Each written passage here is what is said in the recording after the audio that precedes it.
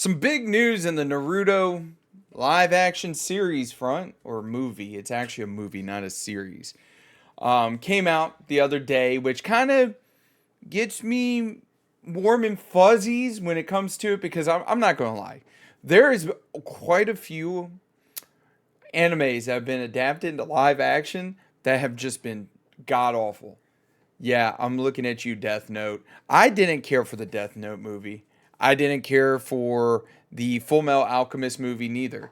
Now, some of the Japanese live actions are pretty good, but the hard part about adapting an animated series, or an anime series for that matter, is the fact that usually it comes with a ton, and I mean a ton, of references and a ton of stuff that you can pull from. So people are going to be happy with some of the stuff they put in there, and people are going to not be so happy with the other stuff.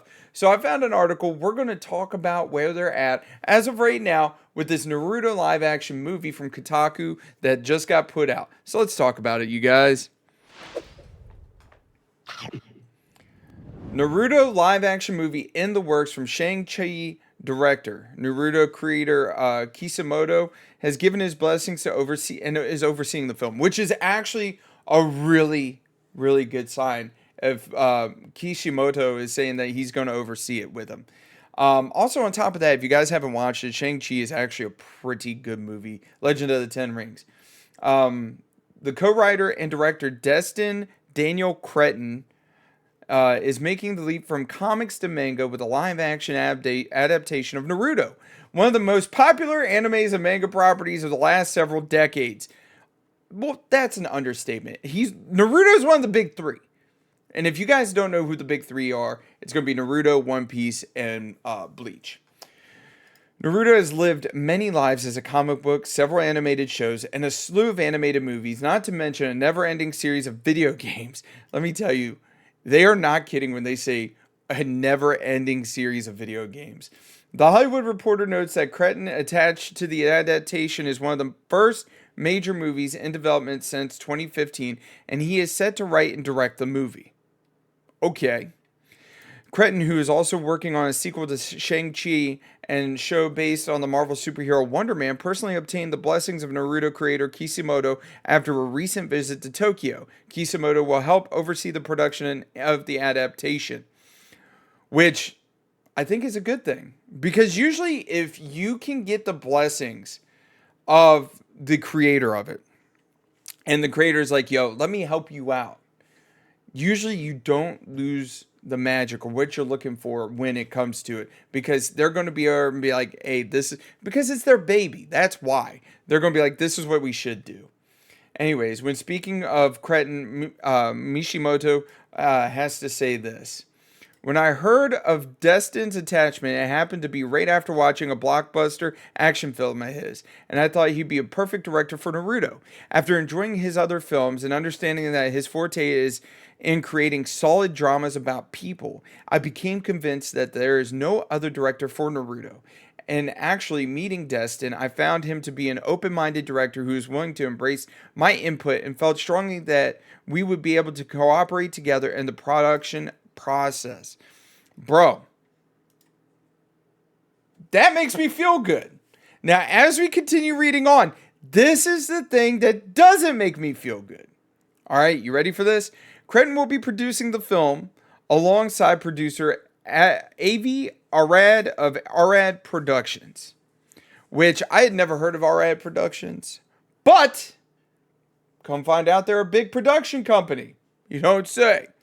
Which is responsible for the production of numerous Marvel adjacent properties, like Sony's Marvel Spider-Man films, okay, the Spider-Verse series, okay, Morbius. That doesn't make me, doesn't give me a warm and, tingly feeling. Or the upcoming Kraven the Hunter. Now, I'm not going to slam Kraven the Hunter, but I will just say that Sony Morbius wasn't that good. Sony's was it Madam Web? I heard it's probably one of the worst movies ever created. And I'm like, ooh. So, when it comes to Kraven the Hunter, There isn't much that's going to take for them to like really make it be like, hey, that's a decent movie. Um, the production studio and Arad are also quickly acquiring a reputation for anime and video game adaptation. They help him produce the live action Ghost in the Shell film from 2017, which the Ghost in the Shell film from 2017, I've watched it twice, maybe three times. And it's okay. That's all I'm going to say about Ghost in the Shell from 2017. It was okay. It was very along the lines of how the anime is, if that makes any amount of sense. But I think, like I've said before, when it comes to adapting, now granted, Ghost in the Shell is like a couple movies, a couple series, which all they had to do was just adapt the first movie. Um,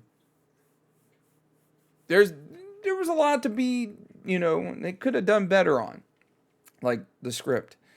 This year's Borderlands movie, which I'm gonna hold my I'm gonna hold my opinions back, but the only thing I won't hold back is I feel like they really missed the mark with a lot of the casting. Like, don't get me wrong, Kate Blanchett. Like, if you would have 10 years ago, 15 years ago, would have been a perfect casting. Um, but she doesn't give off the Lilith vibes. Um, Roland, Kevin Hart in that doesn't give off Roland vibes. There's a lot to be desired. And then on top of that, like I will admit the chick they chose for Tiny Tina, I'll give her hers. But yeah, I don't think Borderlands is really going to hit the mark. And the recently announced adaptation of The Legend of Zelda. We're going to have to see about that one. We will. We're going full screen. So when it comes down to it, I'm kind of intrigued to see what the plan for Naruto the movie, live action movie is, and what they're going to do because there's a lot to that anime, and there's no way because I just hope it's not like another Avatar: The Last Airbender from M Night Shyamalan because that was originally supposed to be a three-movie deal, and they were like, "Nope, you're cramming the entire series into one movie," and it ended up being a muddled mess. And just just tell one story arc.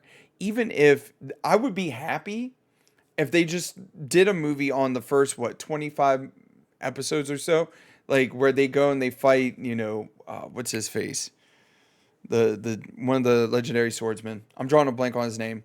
It's not Zetsu, Zabuza. If they go and they fight Zabuza, like that would be amazing if they could just make a movie just over one arc and just tell like a tale of the outcast and then the prodigy and how different they are and how they have to work together. I genuinely think that would be the way for success instead of trying to fit 200 episodes into one 2.5 hour long movie. Let me know what you guys think below. Do you think I'm right with my thought process? Like just do the opening arc and see how it goes, or do you think they should go a different route and choose a different character in the universe? Whether just do an Itachi movie. Or, like I said, it doesn't necessarily have to be Naruto. It could be somebody else. Let me know down below. Don't forget to mash that like button. Comment and subscribe. Every little bit does help. We're on our way to 8,000 subscribers over on YouTube. You guys are awesome. Keep doing what you're doing. Anyways, you guys, I'm out. Take it easy.